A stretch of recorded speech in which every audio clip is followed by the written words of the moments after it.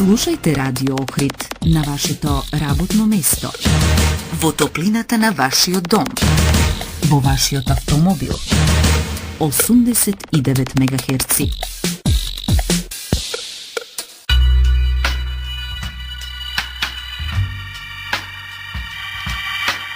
Почитувани слушатели, во саботната програма на Радио Охрид имам исклучителна чест да разговарам со еден млад човек кој што својата радиска кариера ја започна во охридските медиуми, а сега можеме да го гледаме на А1 телевизија во рамките на емисијата Ексклузив со неговото шоу На рапорт со Јофе.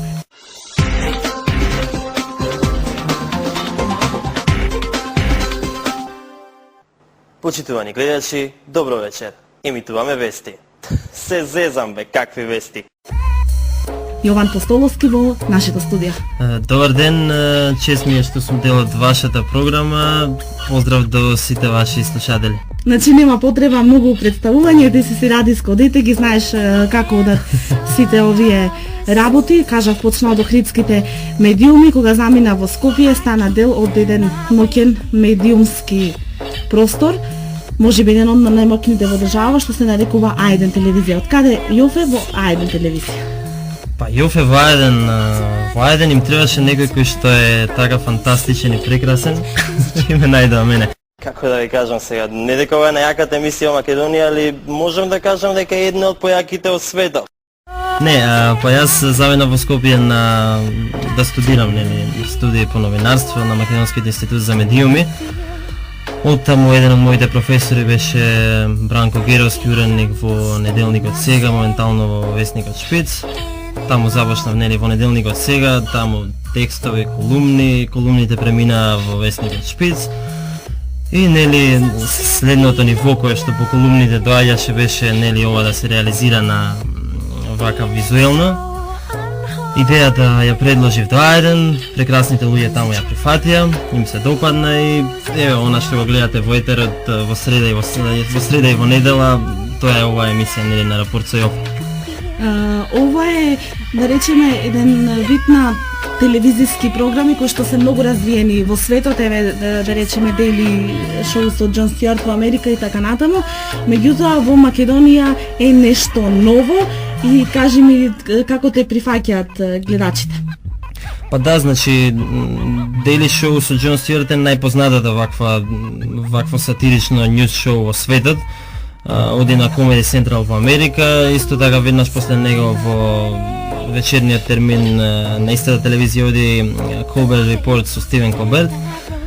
Има уште еден куп вакви емисии, овие се најпознатите кои што третираат политичкиот хумор, политичката сатира. Има оние познатите како Дейвид Летерман третираат теми од секојдневниот живот.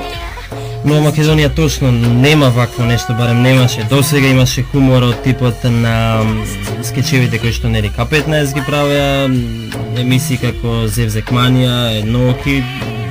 Значи таков хумор кој што најчесто во една позавиена форма, преку требаше да те асоцира на што се однесува хуморот. Овој тип на хумор, ова сатирично ньюз шоу се обидува директно да го пласира она што сака да го каже, со тоа што се зема изјавата од премиерот, министрите, кој да ја дал, и на тоа се враќа со коментар на водителот, со подсетување на некоја друга изјава која што ја дал истиот тој човек или некој од неговите соработници, и на таков начин се постигнува хуморот. Сега за прифаќањето, вака како за почеток, после 10 направени емисии, после месеци нешто, морам да признам дека е супер, прекрасно. Ево, мислам дека најмногу може тоа да се забележи по оние поканите за пријателство на Facebook. Ги има многу, иако, ево да признам, немам разголени слики, немам слики во ВЦ, тоа е многу популарно. Ама сепак ги има навистина многу такви френдри кои ставили покани за пријателство, многу такви пораки со поддршка, многу луѓе кои што ме застанува на улица, велат дека е супер прекрасно. Има и такви на кои што не им се доваѓа поради причини кои што знам, може би на некого ова го чепка таму каде што го боли, па има и такви реакции, но во глобала морам да признам дека се супер и како за почеток е прекрасно, па ќе видиме понатаму како ќе се развива. Предпоставувам дека е голем предизвик ова за тебе, посебно како млад човек и млад новинар кој што е на почетокот на својата кариера, значи веднаш додиш во телевизија, веднаш додиш со нешто ударно што го нема во Македонија, барем што го немаше барем досега.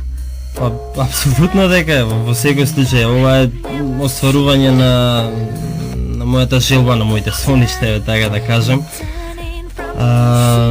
Шансата која што ми се дава да преку еден таков медиум со голема публика да влијам на некој начин врз јавното мислење и да укажувам на грешките на политичарите, на оние кои што лажат да го изведам тоа, нели мислам дека е голема честа да се има таа можност и во секој случај голем предизвик и се надам дека добро искористувам оваа шанса и дека она што го пласирам вреди, дека има влијание.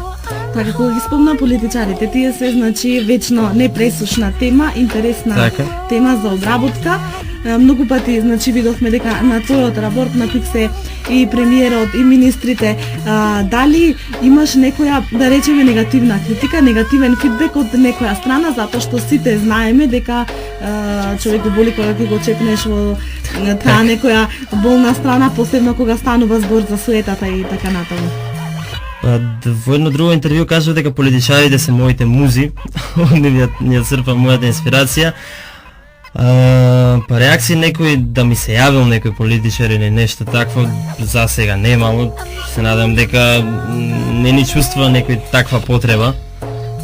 И се надам дека нашите политичари имаат смисла за хумор и дека сето тоа добро го прифаќаат. Имаше еден министр кој што разбрав дека се интересирал за мојата емисија. Ако се уште не ја гледал, може да ја најде на YouTube, нека побара Јофе на рапорт. Или евентуално да дојде да биде гостин кај тебе. Па да, може понатаму да планирам во текот на како ќе се развива оваа емисија да почнеме и со гости. Па да ги видиме политичарите малку и како ќе се снајдат во едно такво столче, во едно мое столче.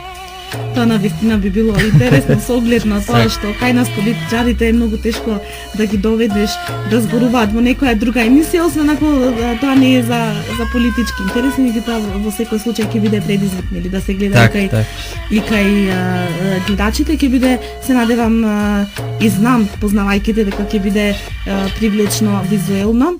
Да напоменам на слушателите дека јас и ти работевме заедно.